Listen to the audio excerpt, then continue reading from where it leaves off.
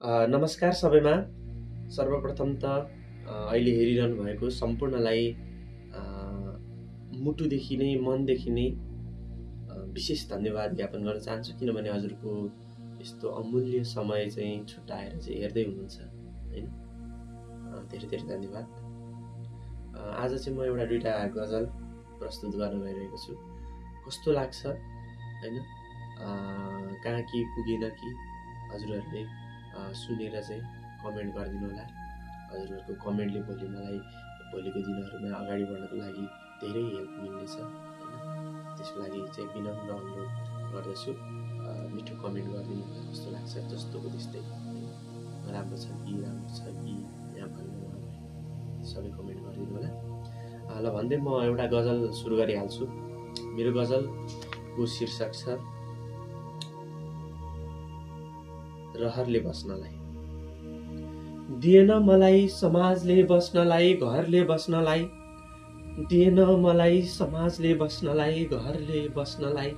पाइन कतै रहरले बस्नलाई।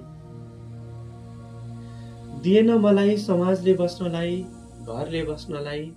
पाइन कतै रहरले बस्नलाई। सहनेकै भागमा पर्ने रहेछ दुःख, सहनेकै भागमा पर्ने रहेछ दुःख। आँखा नै रोज्यो कसिङ्गरले बस्नलाई। दिएन मलाई समाजले बस्नलाई, घरले बस्नलाई। पाइन कतै रहरले बस्नलाई। खोलाले नै बगाउने रहेछ सम्बन्ध छुटाउने रहेछ,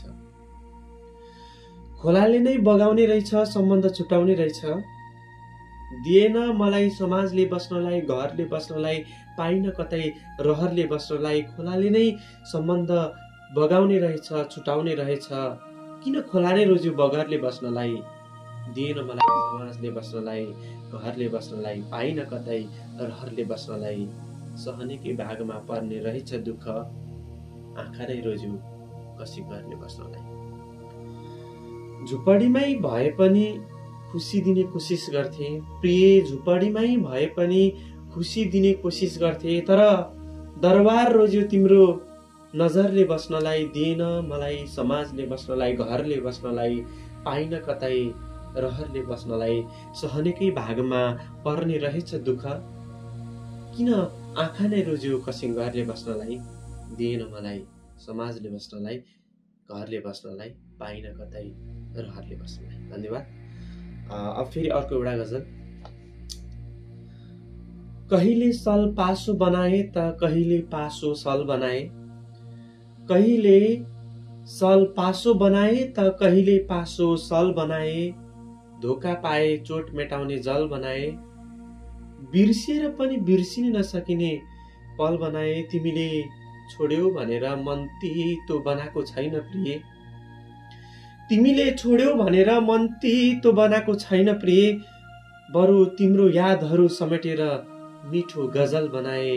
कहिले सल पासो बनाए त कहिले पासो सल बनाए। बिर्सिएर पनि बिर्सिनै नसकिने पल बनाए। धोका पाए चोट मेटाउने जल बनाए। तिमीले पनि बनाउन त बनायौ, तिमीले पनि बनाउन त बनायौ त्यो मन ढुङ्गा जस्तै।